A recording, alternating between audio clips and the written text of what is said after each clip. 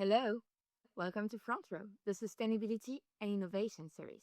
Today we are in Laguna Beach and we have the honor of welcoming Simon Bernard, who is the CEO and co-founder of Plastic Odyssey. Thanks. Plastic Odyssey is built around three pillars: restore, research, and inspire. Could you please walk us through around these three pillars? What we're doing now with Plastic Odyssey in partnership with UNESCO is to target the most pristine ecosystem, so places where nobody lives, but where it's full of biodiversity. There are 50 marine World Heritage sites globally.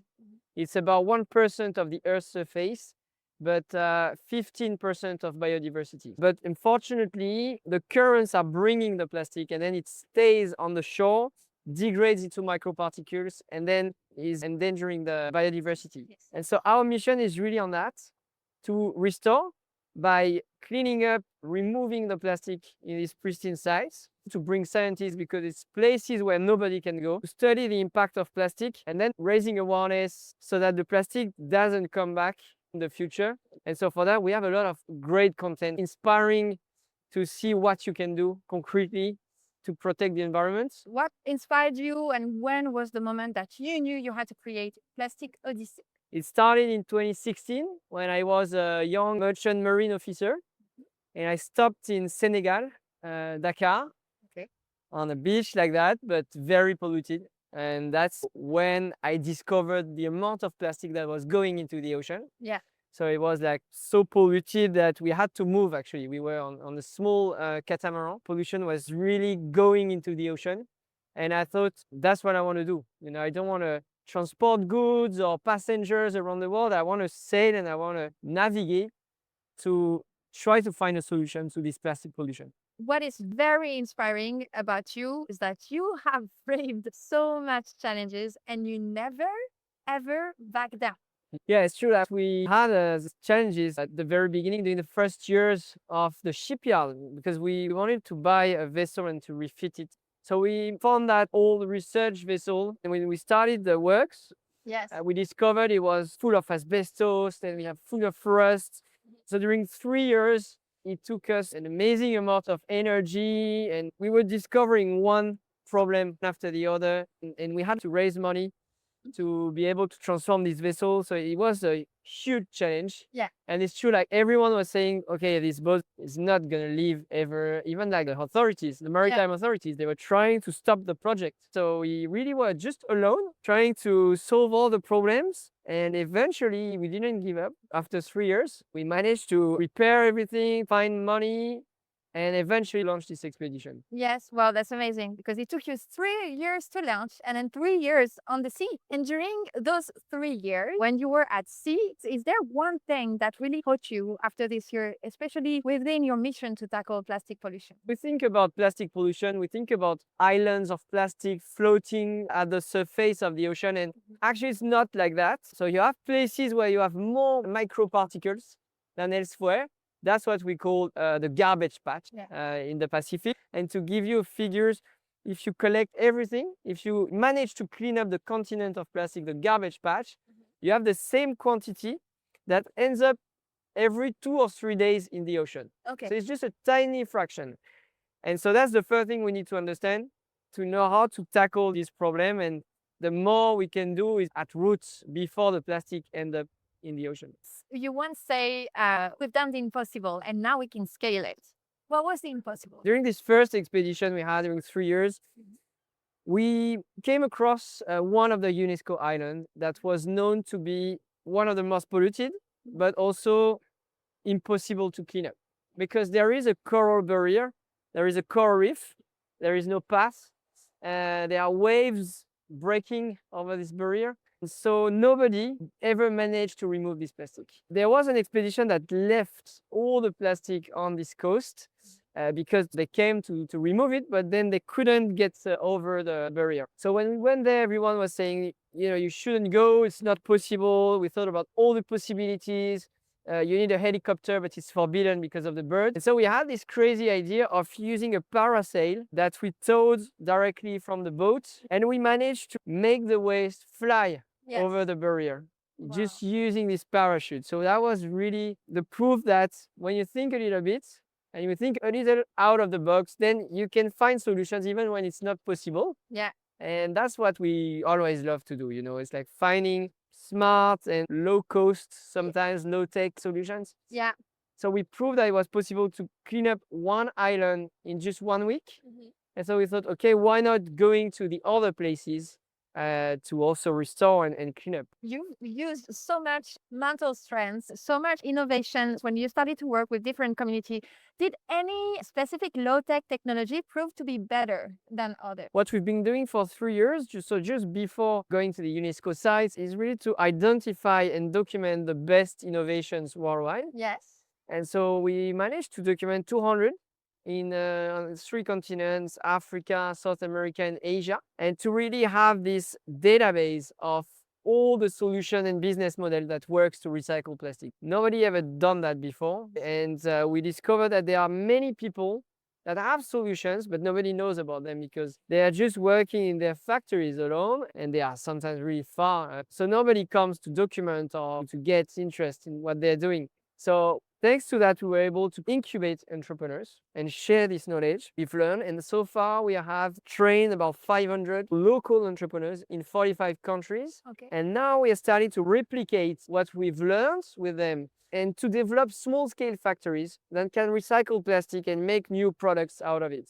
So thanks to that, we create a viable business model and job for local communities and turn this plastic into new opportunities so that people start collecting it and it doesn't end up in the ocean. When a circular economy works at its best, what does it look like? And also to you, what is the greatest untapped scalable opportunity and initiative you've seen during the 3 years? The challenge with plastic pollution and the recycling economy is that the cost and the price of the material is very low. It's not like aluminum or copper. Yes. You won't find copper here on the beach or in the city on the floor because it has enough value to be collected.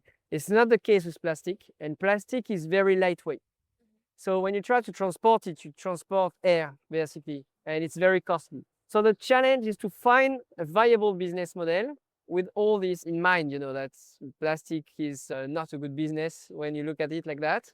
And so the challenge was really to find a way to recycle it and add enough value and do it at a local scale so that you don't have to transport the waste. Yes. So you collect the waste very close, you don't have to transport it, and then you turn it locally into products that can find a local market as well. That's the challenge of, so that's why we started to do these containerized factories that can recycle about 300 tons per year. So it's about the plastic consumption of 10,000 people. And so the scalability of that doesn't mean making bigger factories.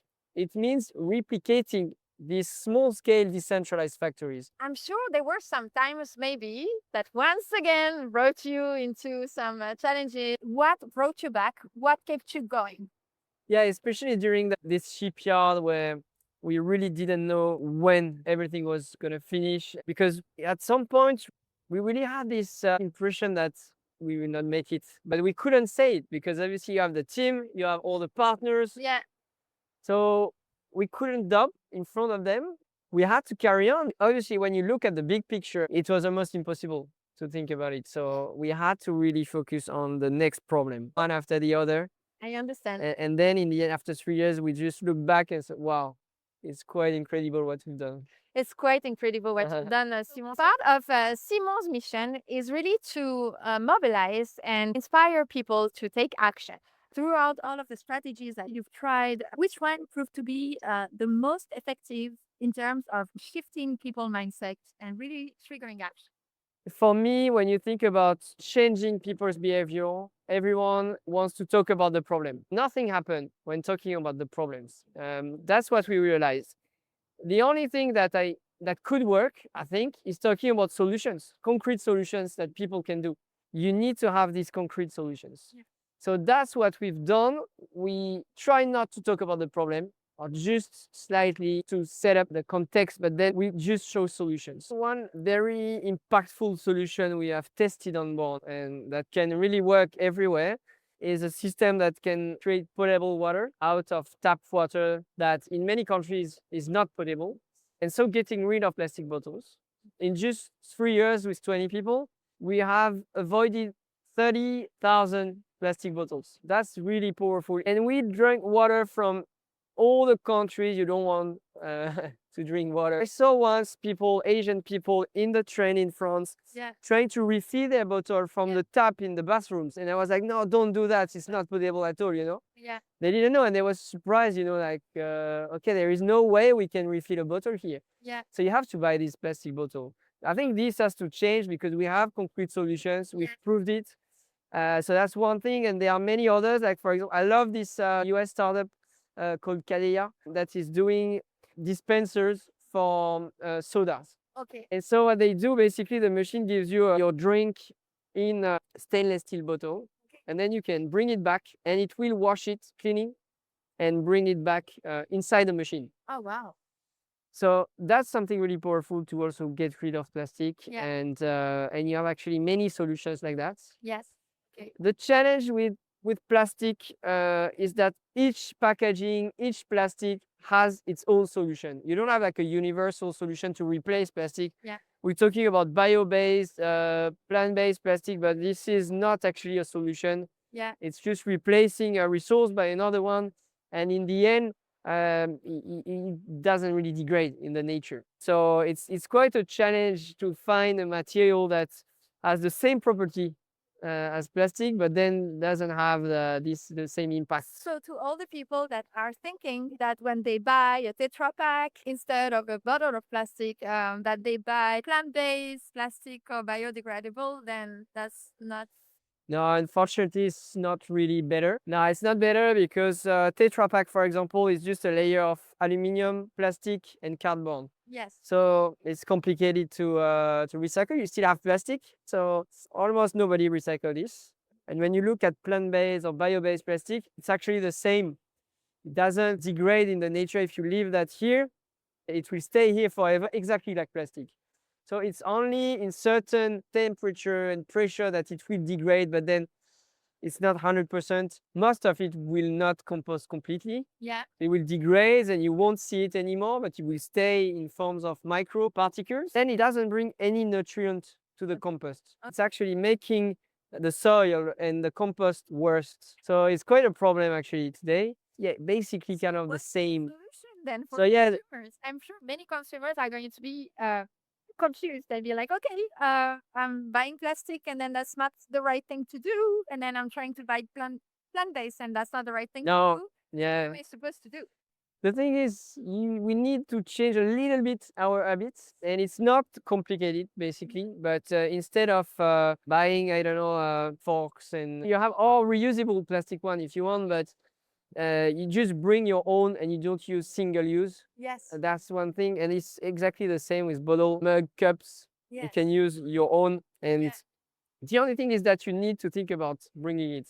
Yeah, that's the main challenge is having less single-use material. You know, the landfill I've been to are the biggest one in the world, and there are solutions to recycle, but if we don't reduce our consumption, the balance will be very complicated to reach. I understand.